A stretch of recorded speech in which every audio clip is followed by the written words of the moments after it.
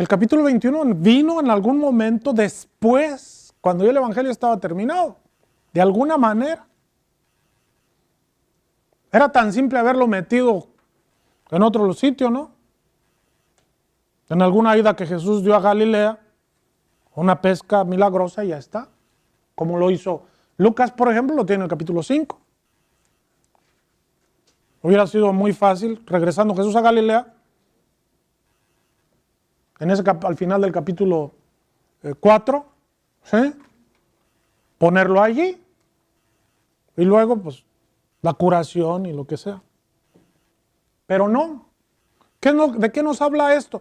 De que hay un respeto por lo que ya está circulando y que es conocido de todos. Y entonces se agrega, se añade materiales de la tradición de Jesús que no quieren que se pierdan y se integran en el texto, aunque parezca como un chipote, ¿no? Pero no quieren que se pierda. ¿Qué es un chipote? Una hematoma. Ok. Fíjense ustedes. Viene Jesús de Judea a Galilea. En el 4.3, lo acabamos de leer, ¿no? 4.3. Jesús va de Judea a Galilea. Pero si se fijan en ese capítulo 4, ¿sí? ¿Qué tenemos ahí? Verso 4.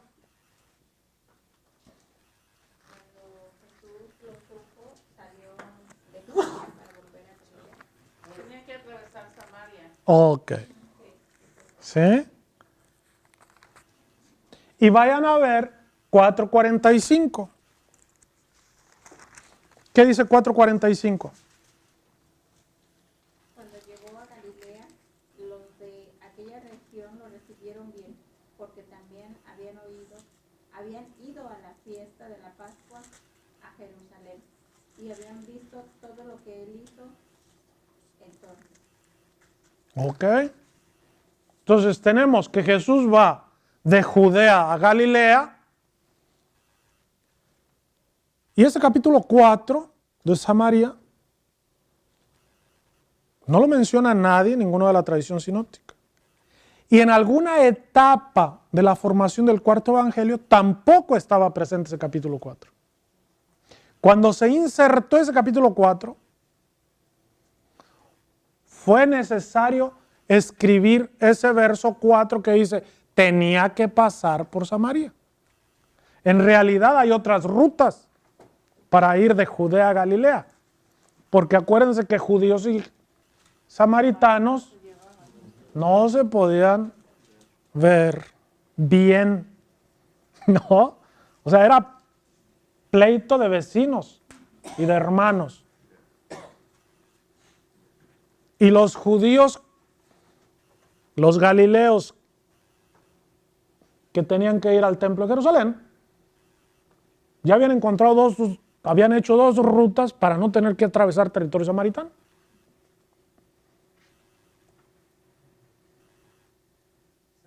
Entonces había otras maneras. Pero no, Jesús tenía que ir por ahí. Que ese verso 4 nos indica un momento en el que los samaritanos, ustedes saben que la fe en Cristo no prendió entre los judíos, prendió con los galileos, pero como los galileos estaban adscritos al templo de Jerusalén, los consideraban judíos para todo, ¿no? Pero entonces, ¿cómo recibieron a Jesús siendo judío dentro de los samaritanos? A ver. Sin embargo, los que al cristianismo, a la fe cristiana le fue muy bien con Samaria. ¿Por qué? Entre otros factores, porque los propios judíos no lo aceptaron. Hay que ver un poquito la historia de Samaria para enterarse de eso.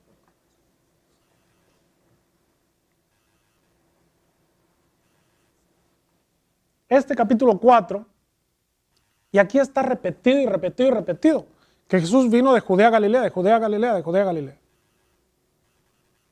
¿Se necesitaba decir tantas veces eso? No. Pero esto, cuando se inserta el capítulo 4, había que amarrar las cosas insistentemente. Letra C, 14:31. Eso es muy curioso también. En 14:30, les estoy poniendo así las cosas más notables enfrente. 14:31, Jesús en el capítulo 13 se encierra con sus discípulos en el cenáculo, bueno, en la última cena, en capítulo 13, les lava los pies y luego Jesús empieza unos discursos de despedida con 13:31, etcétera, ¿no? Al final del capítulo 14, Jesús les dice, levántense, a ver qué dice ahí. ¿Sí? Pero el mundo tiene que saber que yo amo al Padre y hago lo que el Padre me encargó.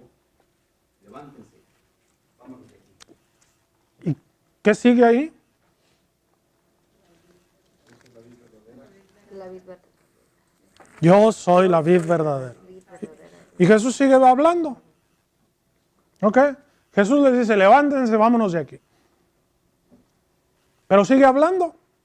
Sigue haciendo el discurso. Y en 18:1, ¿sí?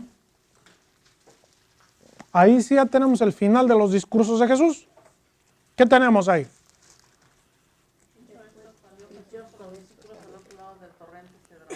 Dicho esto. ¿Ok? Entonces, cuando se le pregunta a alguien, pues, ¿cómo estuvo aquí la cosa? Bueno, es que cuando iban caminando, Jesús les iba diciendo todas esas cosas que están en los capítulos 15, 16 y 17. En el camino allá al huerto de los olivos, atravesando el Cedrón. Y traía ahí al discípulo amado y a Pedro por el otro lado, apunte y apunte todo lo que Jesús iba diciendo. ¿No? ¿En taquigrafía o qué? Ok. Y escribir, que era un libro. ¿No? Jesús da la orden. Levántense, vámonos de aquí. Pero no se mueven. Para el caso que le hacen. Hasta acá. ¿Qué es lo que nos está indicando? Que estos capítulos, estos materiales, 15, 16, 17, vinieron a acomodarse y ajustarse en otro momento de la vida del texto. Uy, me hubieran dicho eso antes.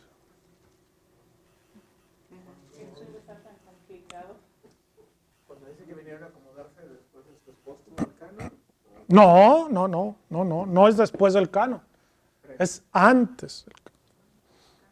Lo que estamos hablando es que estos textos tienen una historia detrás, todos prácticamente, son muy pocos los que no, y que es una historia viva de comunidades de fe cristianas creyentes.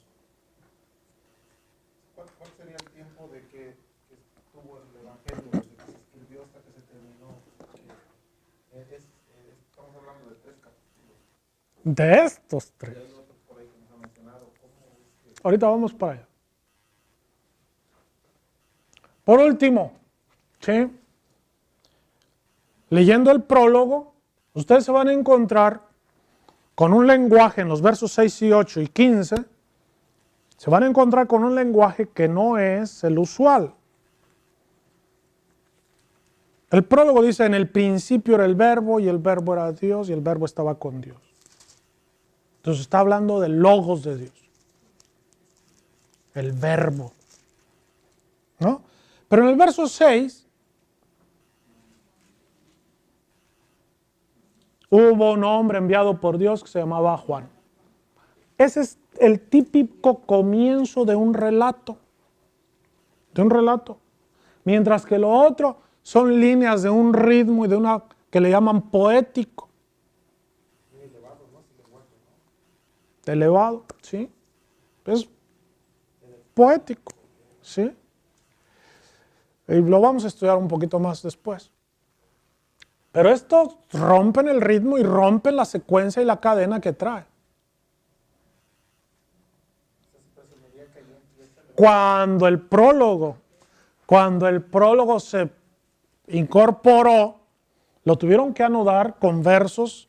O sea, esos modos de anudar los textos, ese es el sello que tenemos de estos redactores.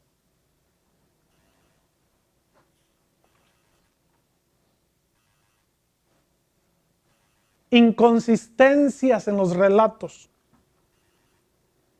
Hijo, si ya con eso bastaban. Eso es nomás para que vean por qué estoy hablando de que el cuarto evangelio no se hizo en una sentada. Una cosa es decirlo y otra cosa es mostrarlo. ¿Sí? Es decir, ustedes tienen que ser conscientes de que nuestros textos bíblicos, repito, son fruto de un proceso de vida y de un proceso que ha tenido momentos brillantes, culminantes, ¿sí? Y también bajos, de horas bajas, de descalabros y de estrellitas y de coscorrones y de pugnas y de lucha, y lo que es la vida y la fe en Cristo Jesús. No todo es color de rosa y incienso y agua bendita y inspiración. ¿Sí me entiende? A lo mejor hay menos de eso y más transpiración, más esfuerzo, más vida. ¿Sí? Eso es lo que está en nuestros textos. Y también por eso somos capaces de empatizar con ellos, aunque no sabemos por qué a veces. Ok. Aquí les pongo otros ejemplos. ¿Sí? Que no vamos a ver todos esos aquí, porque si no, no acabamos, no nos alcanza el rato. Pero ahí están. ¿Sí? Quiero mencionar nada más este, porque este es importante para la historia del texto. En el capítulo 9, verso 22, nos topamos con una afirmación muy curiosa. ¿Se acuerdan del capítulo 9, verso 22? Jesús, en ese capítulo 9, ha curado a un ciego de nacimiento. Y la que se arma, ¿por qué? Porque no le creen al ciego.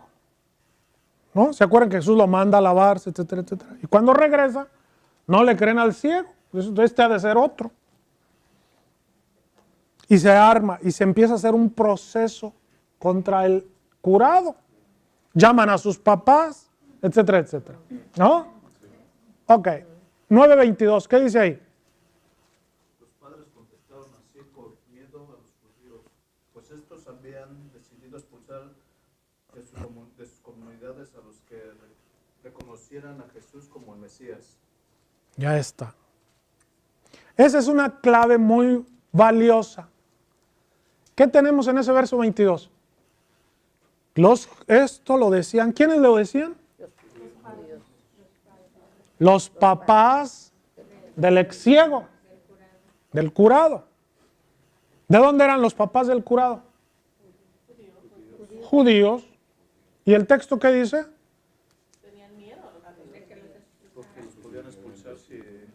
Pero ¿a quiénes le tienen miedo? A los judíos. Fíjense ustedes el lenguaje que está usando. Los judíos le tienen miedo a los judíos.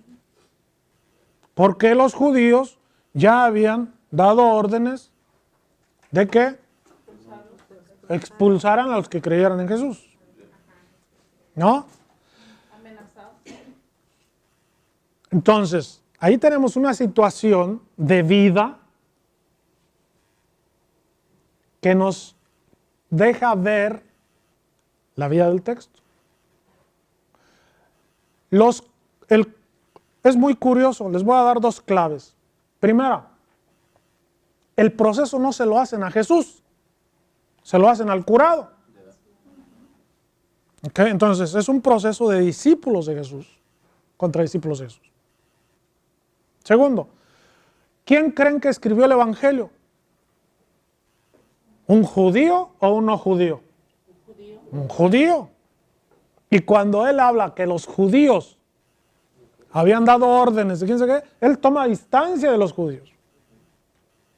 ¿Sí me entiende? Él ya no se considera judío, porque ser judío para él es otra cosa. Entonces hay un momento ya de distanciamiento entre los discípulos de Jesús y la sinagoga. Los judíos dan órdenes en la sinagoga de que el que confiese que Jesús es Mesías, lo expulse. ¿No? Eso quiere decir que ya las tensiones entre jesuánicos, los que creían en Jesús, y la sinagoga, los judíos, ya habían tronado. Pero para llegar a ese punto, ya habían pasado varias otras cosas. Por eso ese verso 22 es como una ventanita para asomarnos a cómo el Evangelio se fue gestando. El Evangelio de Juan fue escrito por un judío y es el más antijudío de todos. ¿Por qué? Porque los pleitos eran a morir. ¿Fue expulsado ¿Quién? el que escribió el Evangelio? Pues de seguro ya no entró a las sinagogas. Es un proceso, el proceso de la fe cristiana. Acuérdense, el cristianismo, la fe, Jesús era judío. ¿Sí? Él iba a la sinagoga, participaba, ¿sí me entienden? Pero él generó un movimiento que no tuvo cabida en la sinagoga más. Por eso decimos que los judíos son como nuestros hermanos mayores. El judaísmo fue la matriz del cristianismo. ¿Sí?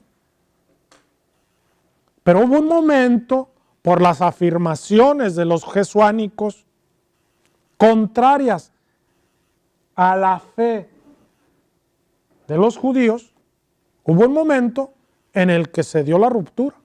Primero tuvo que haber tensiones, advertencias, bla, bla, bla, un poco de tolerancia. Todavía Pablo se da el lujo de ir a las sinagogas y hablar con judíos, etcétera, etcétera. Todavía. Para el tiempo de Lucas, Lucas escribió Hechos de los Apóstoles. ¿Sí?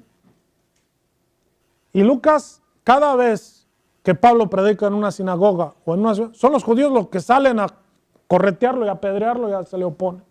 Son los adversarios. Entonces eso nos da un indicio de un momento posterior en el proceso de la formación de la fe cristiana y de la iglesia. Las comunidades, lo que nosotros ahora conocemos como iglesia, fueron grupos domésticos que vivían en las casas. Ahí se reunían.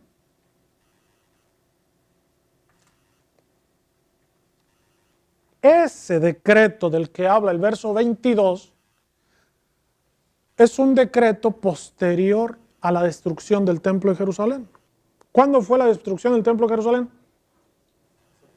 En el 70, en el año 70. Los romanos, porque los judíos se rebelaron contra el imperio, asediaron la ciudad y la tomaron en el año 70 y destruyeron el templo y les prohibieron habitar en la ciudad en el año 70. Entonces el año 70 es una fecha clave. El judaísmo se reagrupó en una escuela que se llama Jamnia o Yavne, se reagrupó. Y el judaísmo antes del año 70 tenía grupos diferentes. fariseos, saduceos, escribas, celotas, etc. Lo que conocemos, herodianos, etc. Hay un montón de grupos. Después del 70, todos se reagrupan y parece que el único grupo que existe es el fariseísmo, porque fue el grupo dominante. Pero en realidad, no les voy a dar muchos detalles, pero en realidad el fariseísmo aglutinó otros modos de pensar también. Pero ese gran momento fue posterior al 70. Yavne, o la escuela de Jamnia, estamos hablando del año 80 por ahí. En ese momento, los judíos tenían autoridad para legislar y para expulsar con pleno derecho de las sinagogas. En ese momento, todos los fariseos, para Juan, son judíos. Él ya no es judío. Él toma distancia de él. Entonces, lo que estoy hablando es, estamos hablando del año 80 y algo. Los años 80, la década de los 80. ¿A Jesús cuándo lo ejecutaron? Alrededor del 30. Vamos a ponerle. ¿Cuánto hay del 30 al 80?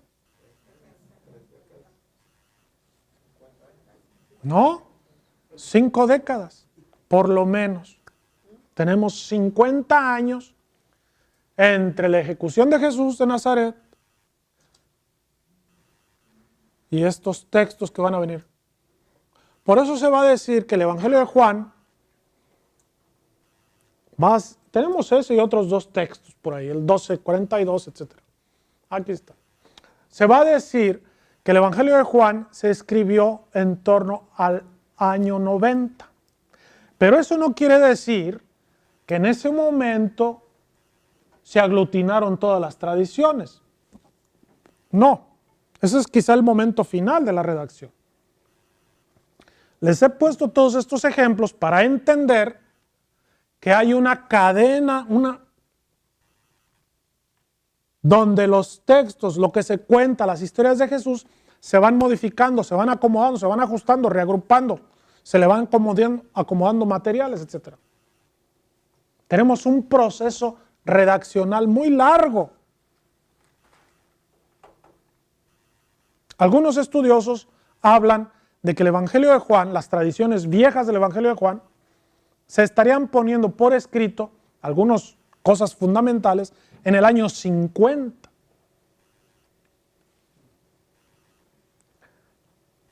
De ser eso verídico, estaríamos hablando de que el Evangelio de Juan contiene datos de Jesús de Nazaret más confiables históricamente hablando que incluso Marcos, que ha pasado por ser el que parte el queso en ese renglón. ¿Ya? Por esas cuestiones del Jesús histórico, que ustedes a lo mejor ya han oído hablar.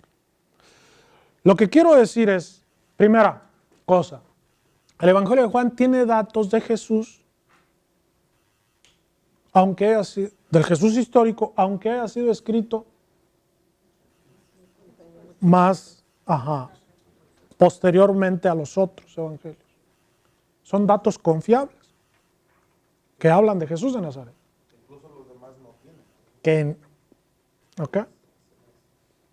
Y segundo, este evangelio es fruto de un vigoroso proceso redaccional. Eso les tiene que quedar muy claro en la mente.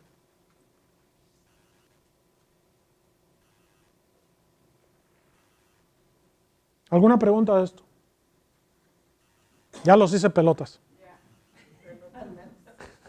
¿No? Por eso que Juan entonces para algunos es un poco más complicado por el hecho de su elaboración. Fue más cuidadosa al ya poner por escrito, no como Marcos, que nomás fue así como... Marcos tiene su estructura y tiene su armonía también. Pero me refiero que, bueno, alguna vez lo consideraban como el torso nada más porque no tenía ningún... El padre Manuel. Sí, Entonces por eso es... pero sí tiene sí tiene una estructurita.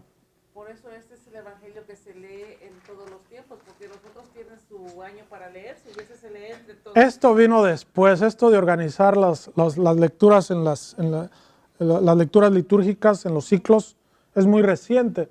Esto, bueno, las comunidades cristianas siempre han leído el Evangelio de Juan también, ¿no? En cuestiones de canonicidad, ¿no? Y ha sido un evangelio muy rico, es decir, que recomendaban, por ejemplo, para esto del rica y demás, ¿no? Recomendaban leer el Evangelio de Juan. ¿Por qué? Porque Jesús en el Evangelio de Juan es un Jesús brillante. El Jesús del Evangelio de Juan entusiasma con lo que hace y con lo que dice. En los evangelios sinópticos nunca van a escuchar a Jesús decir, yo soy la luz del mundo. ¿No? Y entonces la luz, lo que es la luz para la simbología en el mundo, ahora se nos hace muy fácil rascarle a la pared y que se ilumine la cosa. ¿No? Y ustedes, porque vienen de Manhattan, pues les parece muy natural todo eso. Pero no es así. En las culturas antiguas, les voy a poner el caso de los romanos, que era una civilización pues dominante. Los romanos en sus casas, ¿sí?, tenían un altar al fuego. Porque sin fuego, entonces habría, y un templo en la ciudad, ¿no?, para preservar el fuego y para llevar el fuego a las casas, etcétera, etcétera. Todo un modo, toda una organización ritual, etcétera, etcétera, en torno al fuego. Porque ¿qué hace una casa donde no hay fuego? Pues no solo no hay calor, la comida, el abrigo, etcétera, ¿no? O sea, el fuego es un elemento fundamental.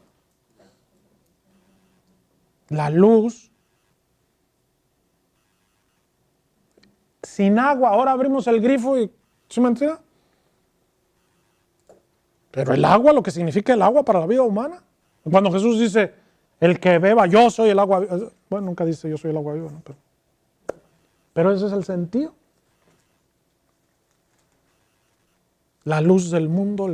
Y esas imágenes son las que enganchan con la fe de uno. Por eso, en la reforma del Vaticano II, en la reforma litúrgica del Vaticano II, se dispuso darle a cada uno de los evangelios un año para leerlo. ¿Sí? Se organizó en 3 años el ciclo de lecturas, el leccionario que se llama A, B y C. ¿No? El A va con Mateo, porque Mateo fue el evangelio más querido por las comunidades cristianas, por las bienaventuranzas, por las, etcétera, ¿no? Y siempre el más transmitido y el más comentado era el evangelio de Mateo, en todos lados. En Mateo Jesús le dice 2 veces a Pedro que él es piedra y sobre, ¿no? En fin. Entonces,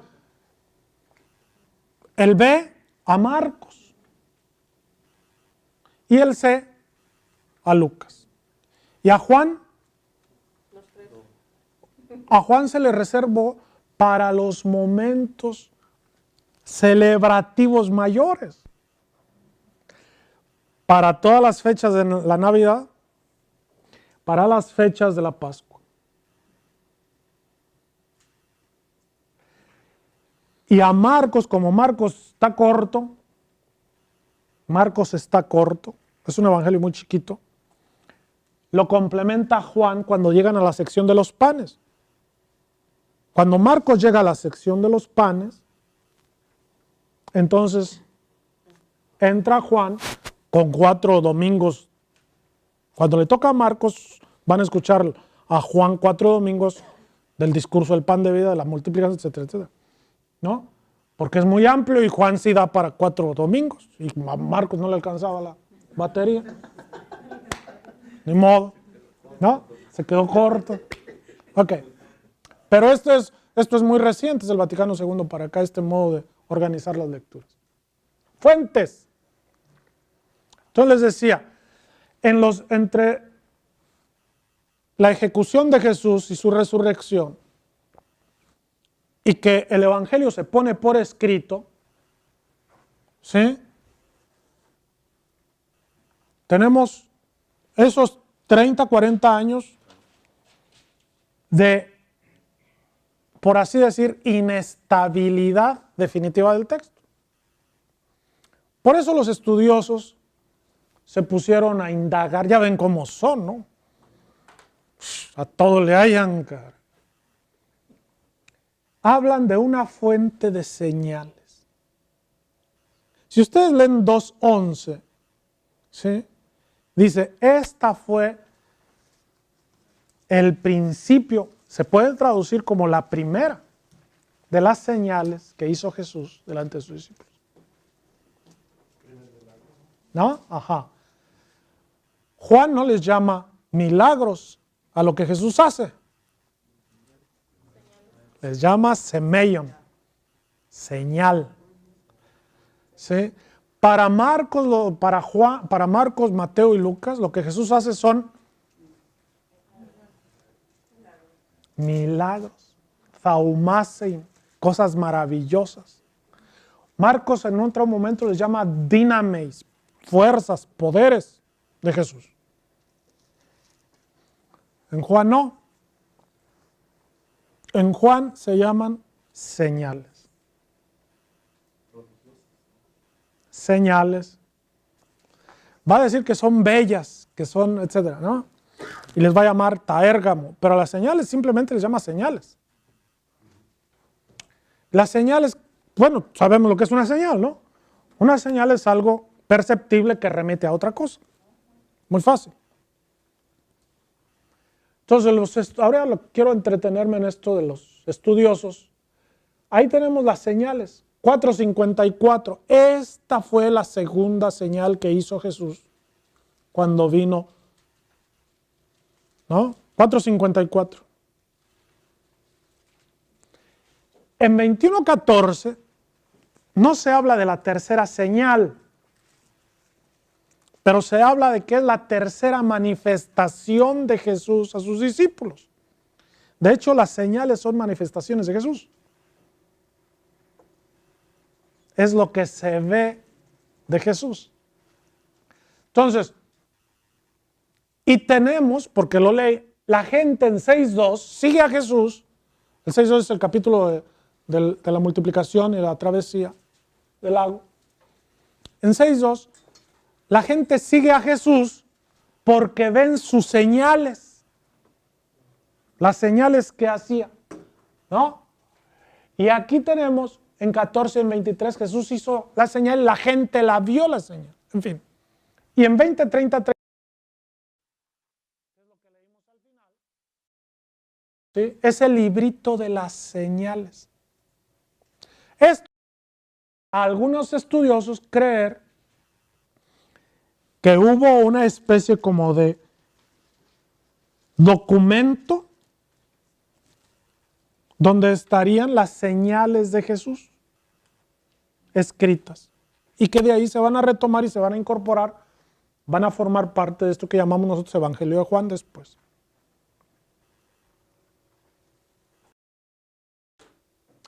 Esa fuente de señales sería un documento bastante breve que presentaría a Jesús, bueno, de origen Galileo, ¿sí? Acuérdense, Galilea está en el norte, ¿no? Que presentaría a Jesús como el enviado de Dios, como un profeta similar a Moisés. ¿Se acuerdan? En el libro del Deuteronomio, no se van a acordar, que se van a acordar.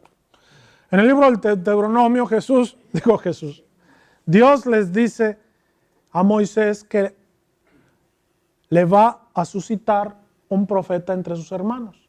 Un profeta semejante a ti, le dice. Yo le suscitaré un profeta. y es el profeta que va a venir. Un profeta que se parezca a Moisés. Y al final del Deuteronomio dice, ¿no?, que Moisés hizo señales delante del pueblo.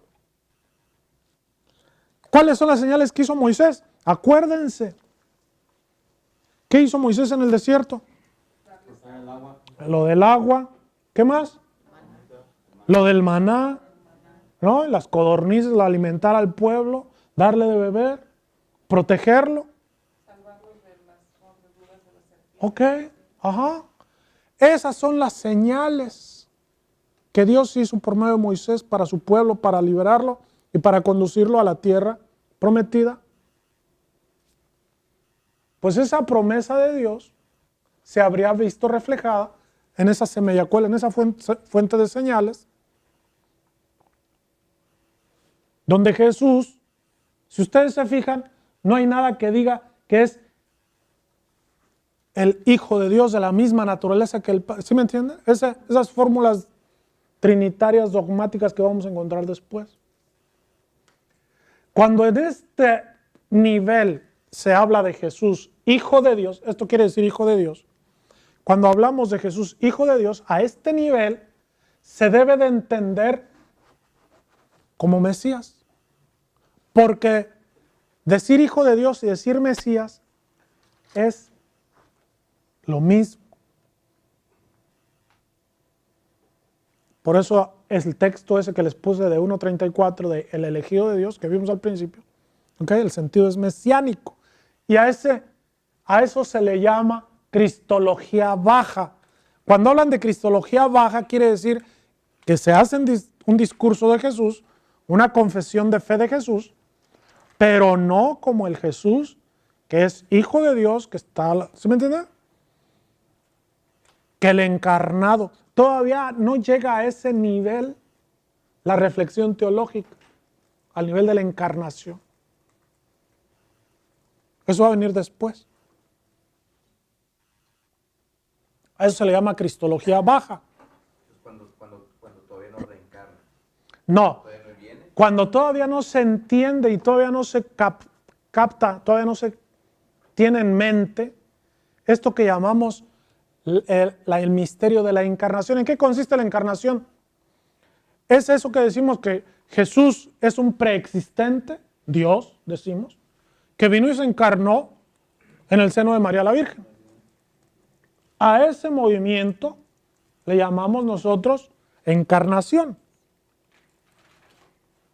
Porque así nos lo plantean los evangelios. Lucas, ¿no? Por ejemplo.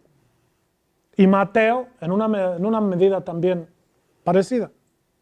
Pero estos son puntos de llegada, cristológicamente hablando, no puntos de salida. Los puntos de salida son la mesianidad de Jesús. ¿Sí me entienden? No se entiende. Nosotros pensamos que primero fue la encarnación y después la resurrección.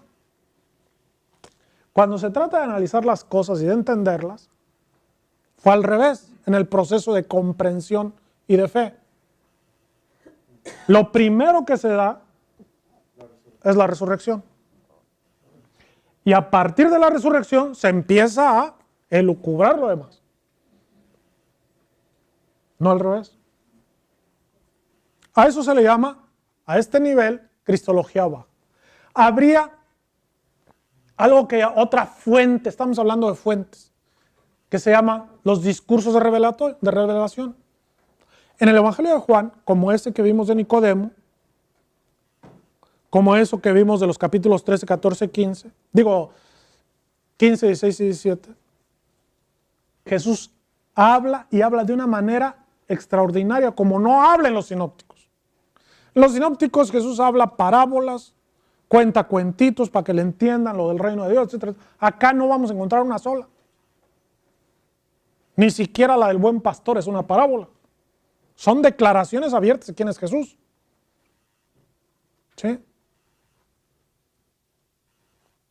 Allí se empieza a considerar a Jesús como el que viene a descubrir la verdad y el camino de Dios a todos los hombres.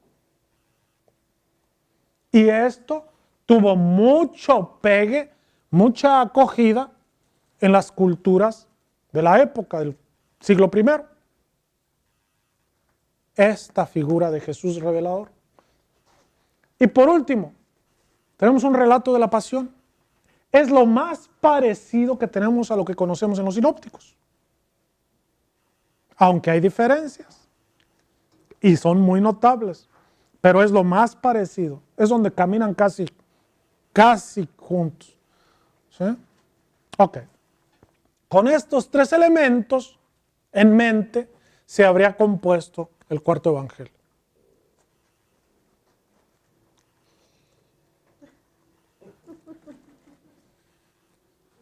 ¿Querían saber algo del cuarto evangelio?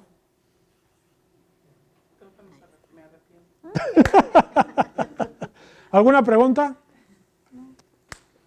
Entonces, cuando está diciendo teología alta, es cuando Jesús ya empieza a dar testimonio, milagros y todo eso. A ver otra vez. Cuando estás hablando de teología alta, es cuando Jesús ya está haciendo La teología, la cristología alta. bueno, cristología, ya. No, los milagros son de aquí. Moisés hizo milagros. Había rabinos que hacían milagros. Ya. No se asusten con eso. Cuando la cristología alta viene cuando se empieza, en el cuarto evangelio es muy notable porque Jesús habla del Padre, habla de Dios como su igual, el Padre y yo somos uno. ¿Sí me entienden? Esa es cristología alta. Pero para llegar allá, tuvieron que haber pasado por acá. Nadie da brincos así tan... Imagínense que Jesús dice alguna vez en el templo de Jerusalén, ¿no? El Padre y yo somos uno. No acababa la frase cuando le hubieran hecho papilla.